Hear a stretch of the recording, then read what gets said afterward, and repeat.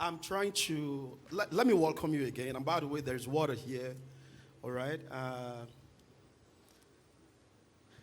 I came across your media. If you may please display the time, that would be great. All right, just such that we can try to keep to time. I came across your page. I should think that was sometimes last year, maybe like early last year or thereabout. And I read. I think the pastor in me rose up. And I remember I'd sent you a DM that I just read your story.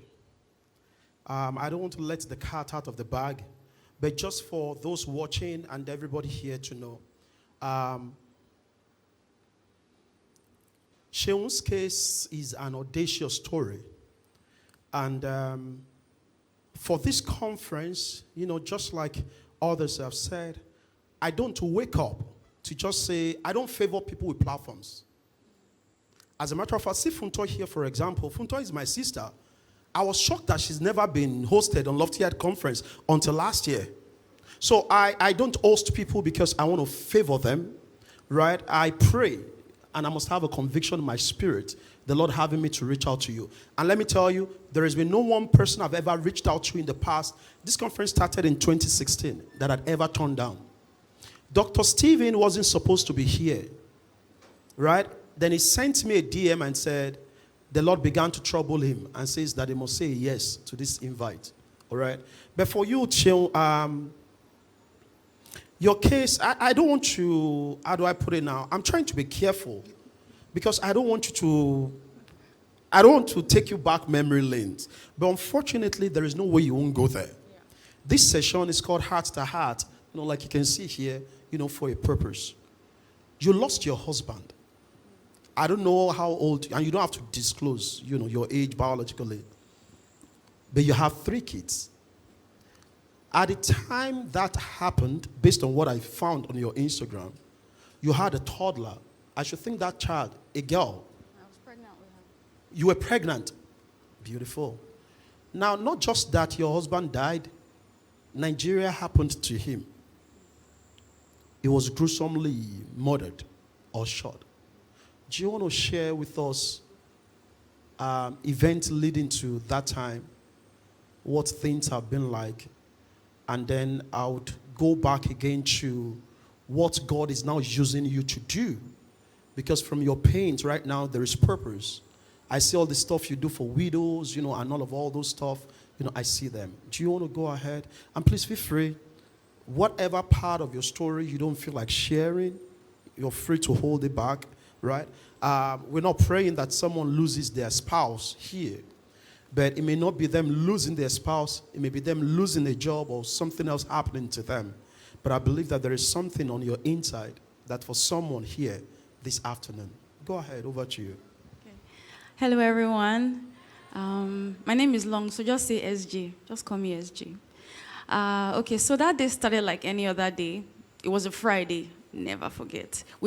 Patrick and I always look forward, my late husband Patrick, we always looked forward to Friday because the kids were going to be out of school. It was the weekend, so it was just, And then I remember that Father's Day was... Sorry to cut you short. I'm so sorry. Media, could you please go to our Instagram page and see if you can find pictures, of Patrick of blessed memory, herself. I mean, beautiful life she had.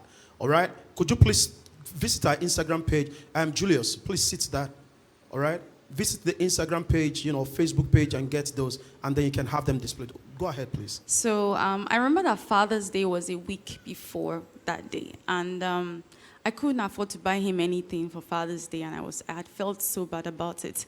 But that particular week, I had done a job, I was paid, so I ordered a tray of small chops that he had been eyeing for like 2 months. So I ordered it, and it was supposed to come that day. And then he said he had to run an errand. And I always say that women have a sixth sense.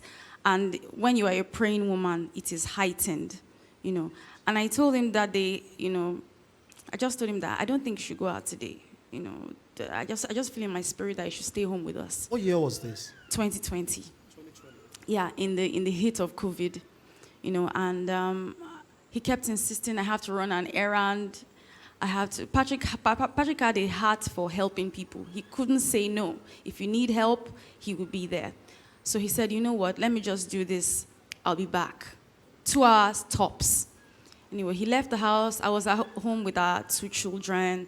And then my neighbor, who never visits, came and knocked on my door. And when I saw her, she said, don't panic. And when people tell you, don't panic. Yeah. So she said, your husband had an accident. And he has been rushed to so hospital. So Patrick and I never had a nanny. We always just took care of the kids, both of us alone. So I just packed the kids, Micah and Jubilee. I just took them with me. And we went to the hospital. And I remember I got into the hospital and it was empty. So I'm thinking, there's nobody here. And someone just shouted at me, Madam, come outside. So when I got outside, I saw Patrick inside a keke napep.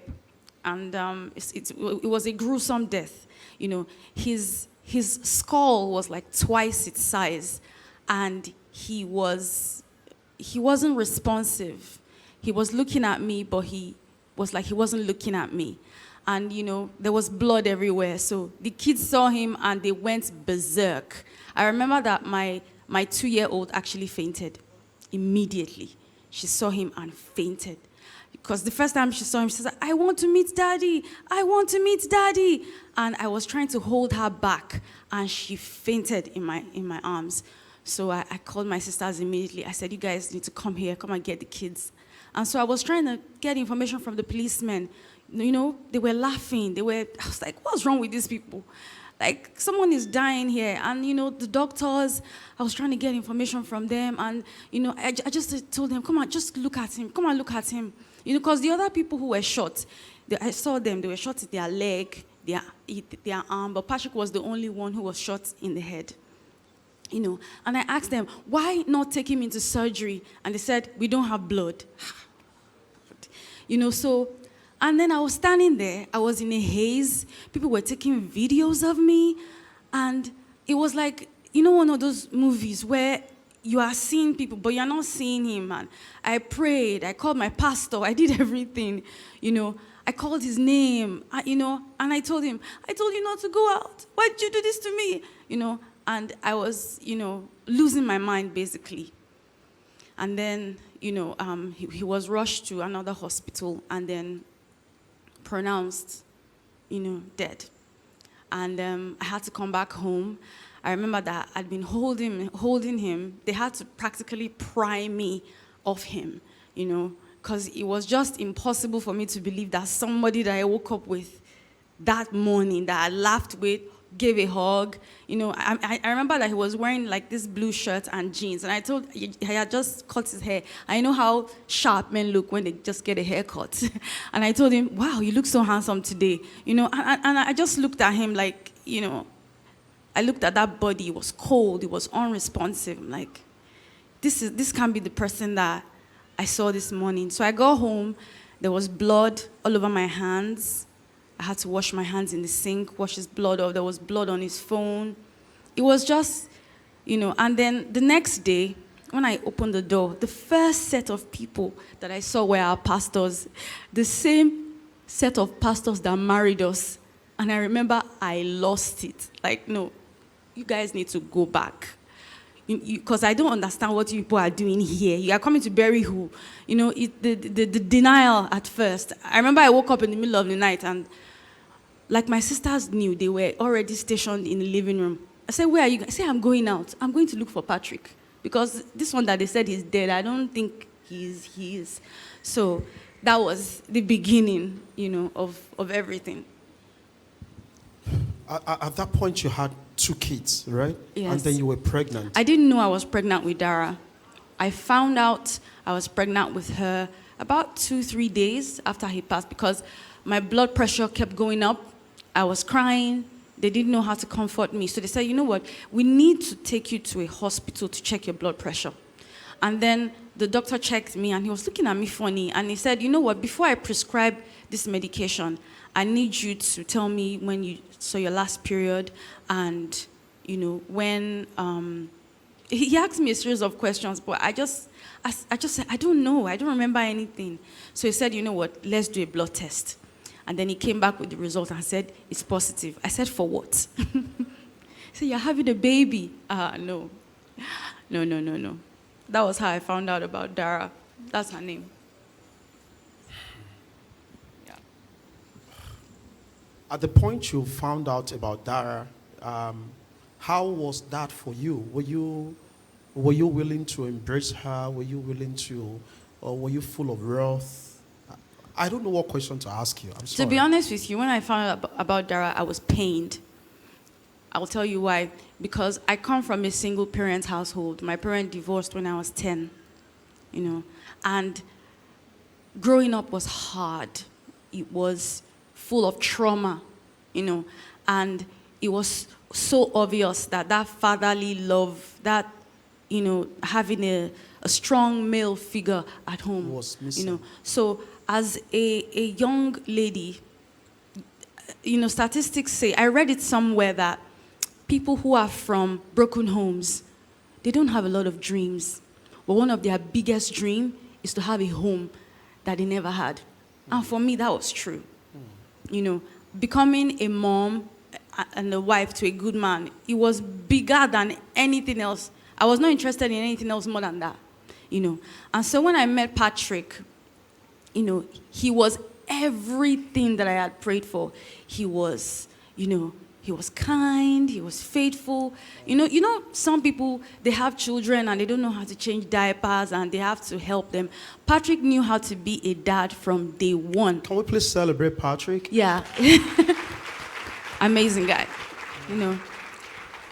He was excellent. He was supportive. He affirmed me.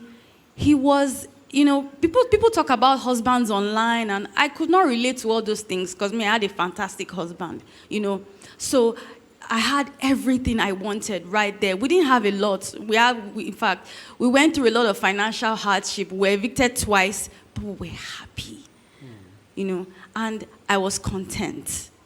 So when I found that I was having a child, I was pained for her because she would have to grow up and not have her father there. Because Micah and Jubilee, they still have memories. Yeah, can you show the images of Micah and Jubilee again?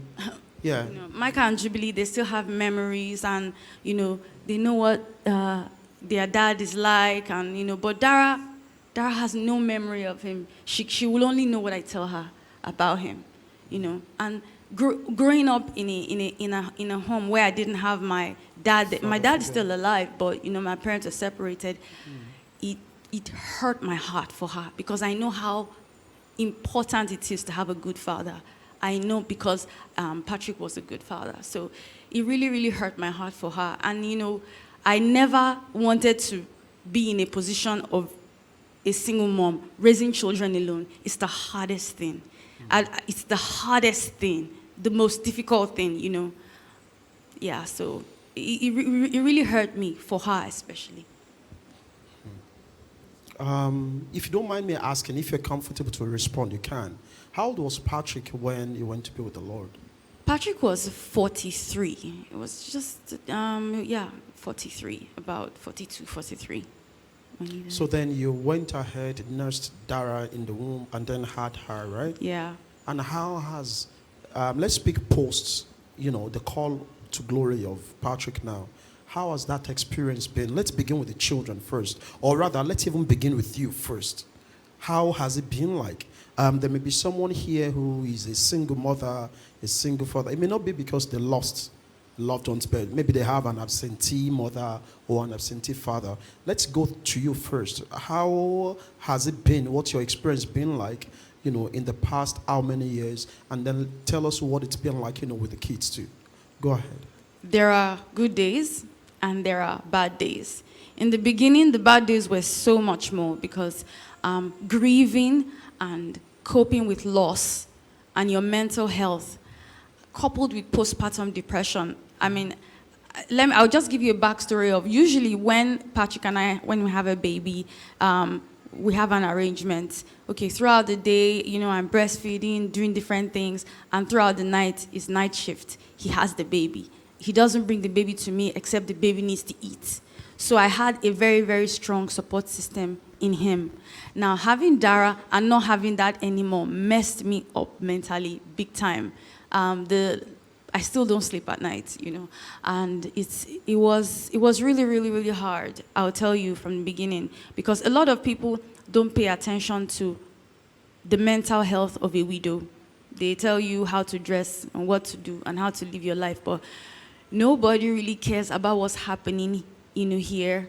When I talk to a lot of widows, a lot of them are at the verge of suicide, like they are suicidal. The only why is their kids. Like, if I kill myself, what will happen to these children?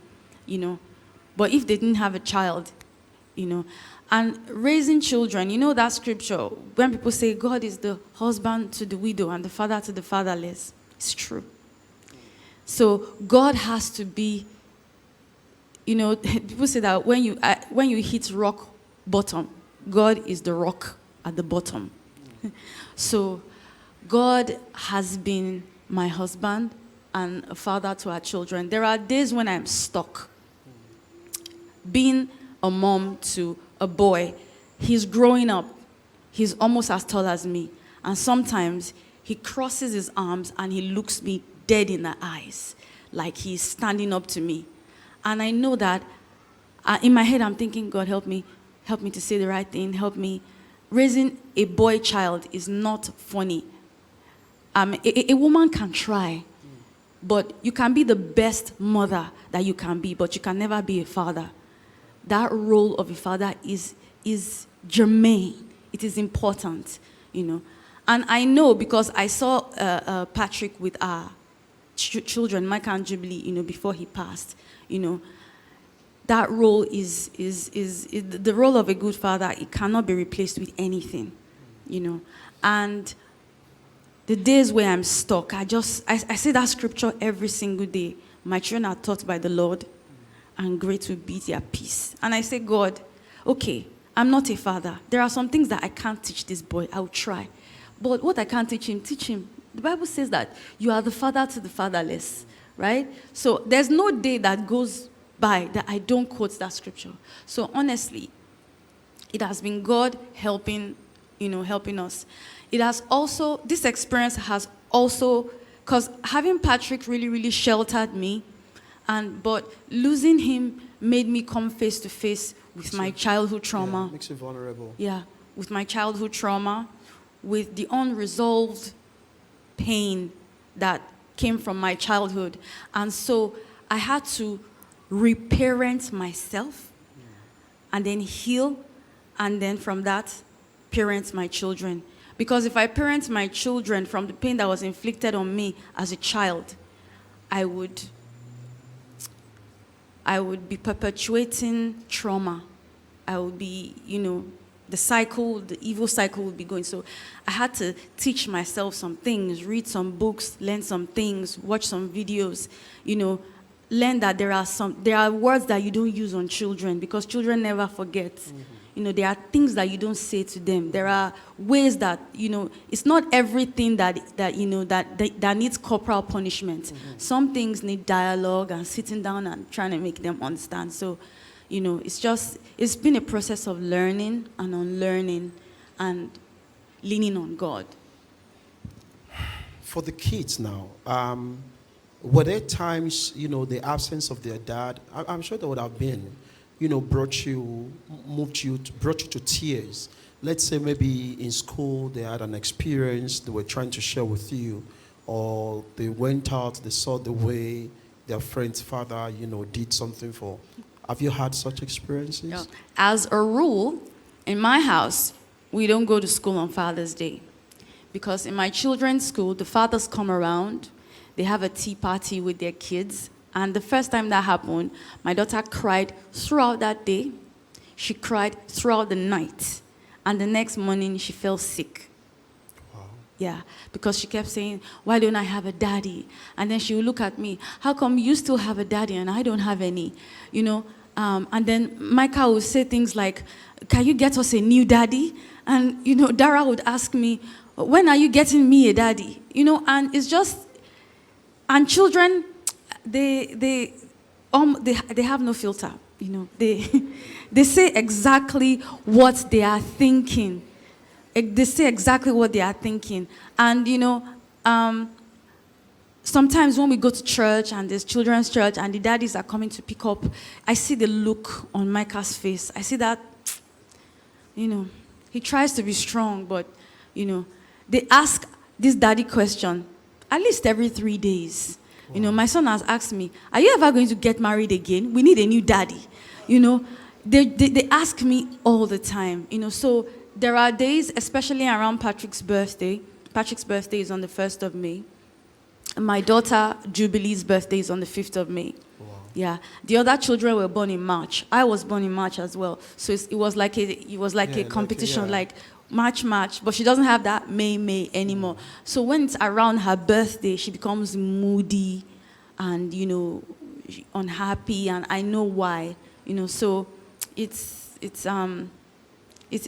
tough. But though these kids were young, or younger when their dad passed, do you think the memory of that particular day or the demise of the father, is it still that fresh? Jubilee cannot remember anything. I don't know why. Because I spoke with a therapist and she said that sometimes when you go through trauma, your brain kind of hides as a survival mode. Your brain kind of hides that information, so you don't remember anything. But my son, Micah, he remembers everything from top to toe. How the policemen were jesting, how people were, pulling me. Madam, where is your father-in-law?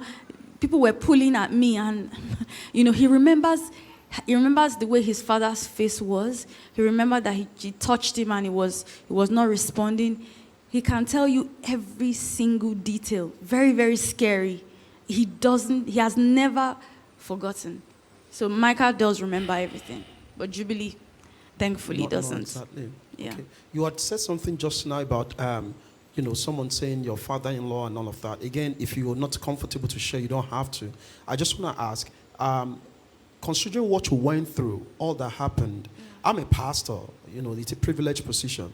And I know that when things like this happen, people will make promises. Will be this for you. The children will be this. There will be this. There will be that. The way you sigh, right? The children will be this. The children will be that. Did you have all of those? Are they still standing by you, in the past years? Well, maybe it's because I grew up in a single-parent household, so I'm not really big on trusting people. So when people were making promises, we'll pay your children's school fees. We are one family. You at least one bag of rice every 2 months. Don't worry, your house rent sorted. I was just there. At the back of my mind, the people that would help, and the people that would not help would help. But I can tell you that 99.9% of those promises, none of them were fulfilled. Wow. Yes. Wow. Yes. Wow. Yes. I can't tell you that for free. So you are not getting bag of rice every 2 weeks? No. No, nothing like that. Except the one I buy. Wow. No. Wow. Nothing like that. Let's fast forward it to you now.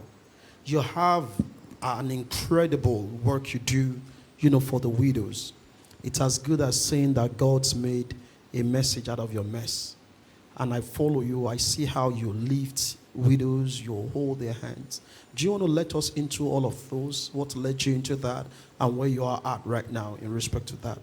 Okay, so as at the time I lost Patrick, I remember that I took a year off social media, just to think about what next. What am I going to do with my life? Like, what now? And, I always say that when you lose a husband, a good husband like I had, you often have an identity crisis, because my identity at that point was tied around Patrick and the kids, and so you're no longer a Mrs., so who are you now? And many widows, as women, we almost always get lost in motherhood and marriage. And so I had to think about what next. And I remember that a friend of mine visited the house, and he brought with him cameras and tripod. And we had worked, I used to read the news on Nigeria Info. I worked in media for some time. And he said, Joan, they used to call me Joan then. And he said, Joan, I don't know what you're going to do next, but I know that you're a good writer and you know how to do videos and everything. So I'm just going to give you this tripod. Just share your experience with people. Vlog every day, just do something with it. And, at that time, I was still even pregnant with Dara, so I wasn't even thinking about all that. So I began by sharing my experiences because there are no widows in my family. There's nobody that can relate to what I was going through. The societal stigma, the way people change and switch on you. It was depressing, it was shocking, and every time I ask a family member a question, all they can say is it is well. They can't advise me, they have nothing to say. So, I would pray about it and, God would comfort me, and then I would share my experience, share my opinion. And then different widows started, approaching me. Oh, this is exactly what I'm going through. And then some will come, oh, my in-laws just threw me out of the house. My children and I have been sleeping on the street for 3 days. We can't pay school fees, And then when they send me their stories, I would screenshot it and post it on my story so people can see. And then, random people will say, okay, can you send me your account number? Let me send you money to sort these ladies. Then, and then when I sort the ladies, I will send the person the receipts of how the money was spent, that this is how, and that's how, and as more money came in and we began to do more, we knew that we had to legitimize it. And I never had the thought of doing a foundation or anything. It didn't even cross my mind, but as, God made me more responsible. I remember the first time I saw 5 million naira in my account, I was like, God. Oh my God, I knew that, no, I can't keep doing this just, to do this, so we had to legitimize it, and yes, and it became a foundation. Right. Yeah. And till date, that foundation is still running? Yes. Offering support to widows and all of that? Yes, we do quite a bit. In 2024, we did about 60 million naira in projects. Wow. Yeah, for widows. Can we celebrate her, please? That's no small feat. Yeah. So we do quite a lot. We have the Adopt a Widow program, where we have pictures of widows on our website and of their children.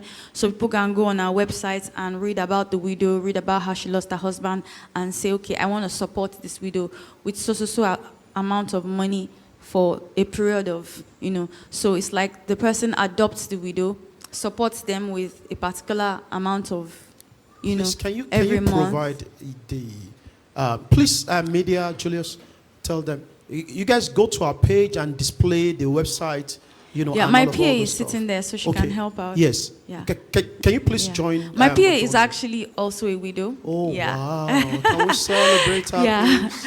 Yeah. She's a businesswoman. She's a big woman. She's just using the PA to do like this. Don't mind her. Wow. It's funny that we are having this right now, and, it didn't actually occur to me until now. Because just yesterday, I was speaking to someone in Canada, and I was just talking about how tough Nigeria is, and how sometimes I'm being driven on the street, I'm winding down, just doling out cash to people. And I was telling the person how my father of blessed memory would always encourage that we should be on the lookout for widows. And I was saying to him also that the Bible admonishes the same thing. You should, look out for them. Then he brought the memory of a pastor that I had one time. I remember the year was 2005. I just finished from school then. I was trying to get into Guarantee Trust Bank. I'd done an interview. They didn't pick me. So I was to do another interview. That's the head office there. We used to call it Pura House. Or in July, for those who work in GTB. So I stood in front, or as I'm speaking right now, I can still picture it. I stood in front of the facility, And then the pastor called me on the phone. No, I called him and I just told him to just say a word of prayer for me that I'm about to go in for that interview. And then he declared over my life, and all those stuff. Cut the long story short, I got the job. I remember also after I started working, began to pursue career in ACCA and all those stuff, right? And one of the sessions, I sat for 4 papers. Out of 4, I failed 2, I passed 2. I don't fail exams. So I got so dejected, I got so mad at myself. So what's going on and all of that. And I remember I called this man of God and I said to him that, I just got my result. And out of 4 papers, I failed 2. And he told me, he said, the future ahead of you needs no ACCA to stand. Maybe barely like 2 years, 3 years down the line, this man went home to be with the Lord. Till today, I feel responsible, for the wife and for the girls, for the daughters, that, he left behind. I'm saying this to just say to each and every one of you here, I want you to please adopt a widow. I want you to please, if you work, right, think through. Well, don't let me generalize. Maybe depending on age, right? You get to a particular point where you would have someone have died around you. Maybe someone down the street, a distant cousin, a neighbor, or stuff like that. Could you please look for a widow? Make that part of your projections for the year 2025. Let that be part of the things you take out of this conference this year. And just be responsible. Don't say they are blessed. It doesn't matter how blessed they are. Especially if you can notice that they are struggling. The token that you have, 10,000 naira, 5,000 naira, that you can give to them, I want to believe can go a very long way. Because I think that one of the challenges, widows face, would be funding money. Yes, that's one of the biggest challenges actually. And, our foundation, Patrick Stephen Purple Heart Foundation for Widows, it's not just most charities are wonderful. They gather people, give them food. But most of these women have been through trauma. They've been through tragedy. They are battling low self-esteem. They've given up on life. So most of them, when they come, I'm first of all concerned about their mind, about creating a mind shift. Because once a woman loses a husband, society immediately reads you the riot about what you should do, how you should be, oh, widows don't do this. Oh, you don't look like a widow. Please, what should a widow look like? And I remember that I went to church one day. I hadn't even paid my children's school fees. I was owing rent. And then a friend of my late husband saw me. And he was standing with somebody. And he was like, he said he saw me from afar. And said, I need to send Sheol money this week. Oh, I said I was going to send her. And then the guy next to him said, send her for money for what? She looks okay now. Wow. That she dressed well. She even wear red lipstick. Because, I had passed in front of them. So people actually expect widows to look a certain way. Sometimes people come to me and they say, I want to give you money to give a widow, but please give it to somebody that really needs it. I say, well, then I ask them, what do you mean? Because usually I send them pictures of the ladies. And I always tell the ladies, don't send me a picture of you looking sad and crying. I will not send it to the person. Smile, look neat, face the sun, take a picture. And I always tell, people always say that widows are God's wives. And I always ask people, God, in all his majesty and gloriousness, if he had a wife, how would she look? Would she not be wearing the most expensive things? Come on, you can do that.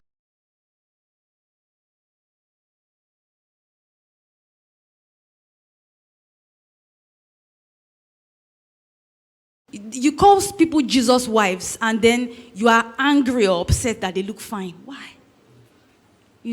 I sometimes, after we have it, because I had a gala for widows a few years ago. I told them to wear evening dresses, and it was, and people sent me messages that this time that people are looking like you're happy that your husband died.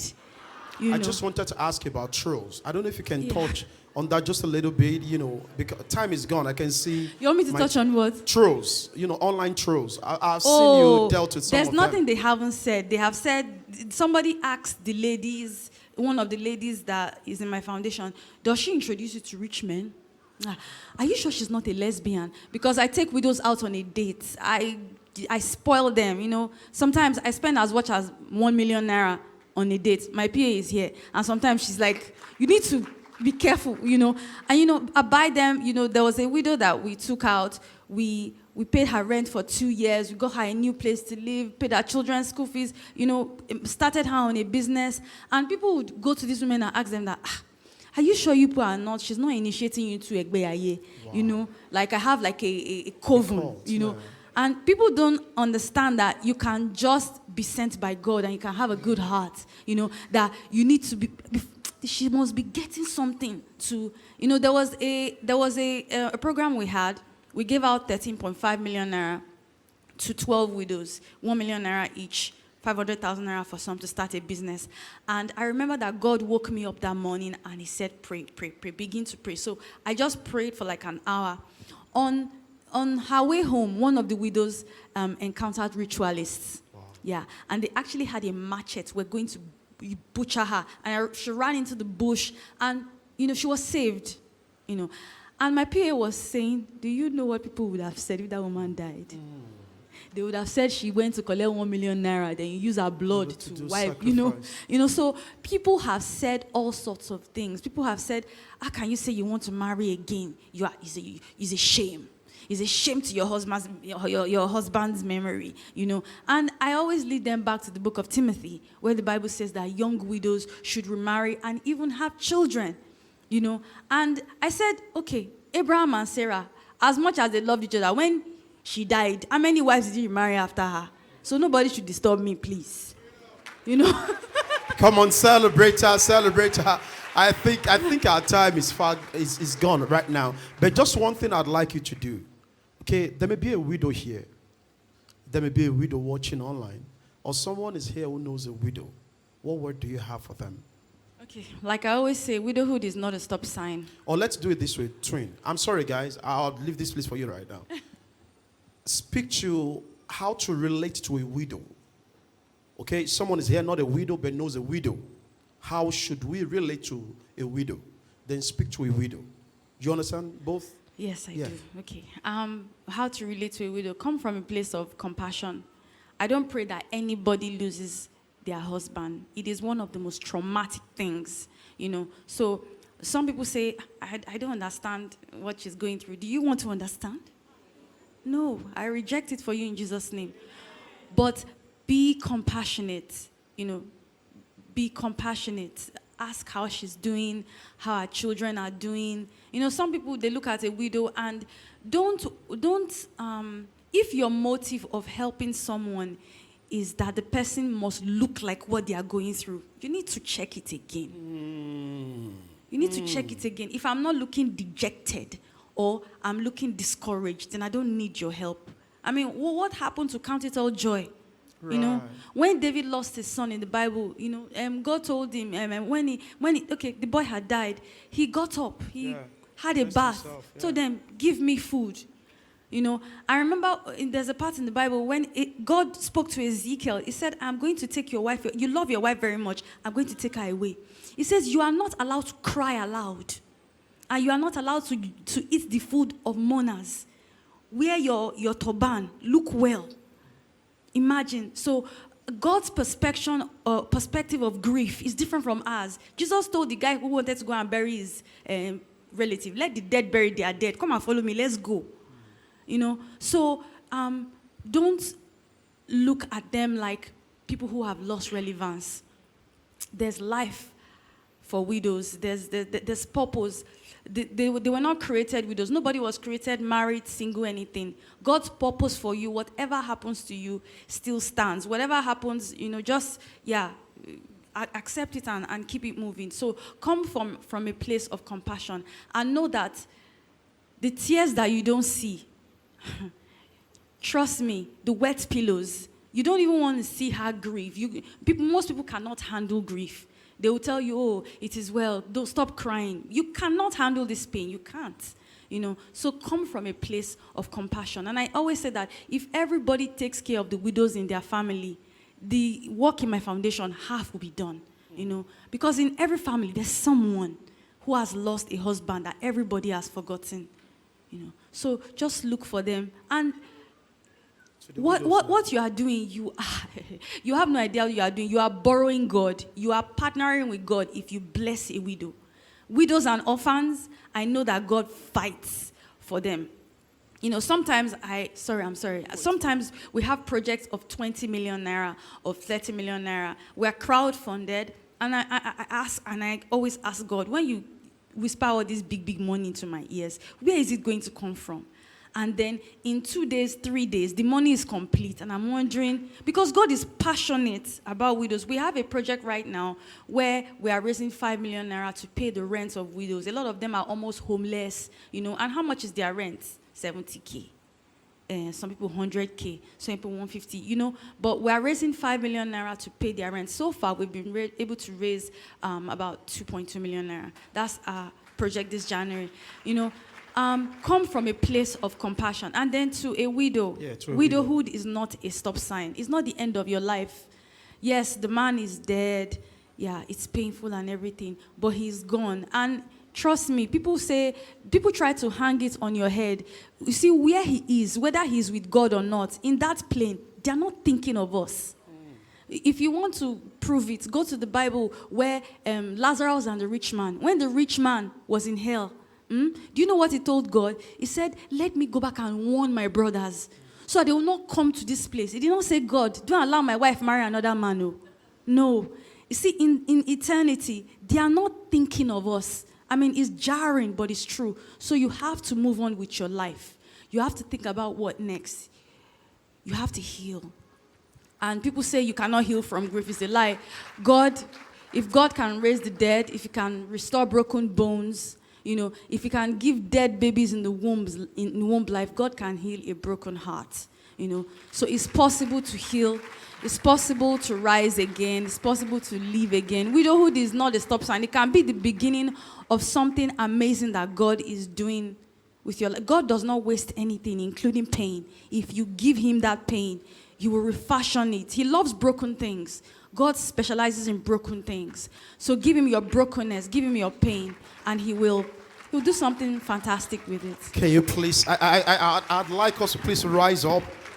Come on, please, keep clapping. Thank you. And just celebrate Seun. Thank you so much, everyone. I don't have the right words to say to you, but I just want to say thank you. And without a doubt, I know that your story, has brought inspiration onto someone, because it inspired me. And take a look at her. Oh, right? So, please come over.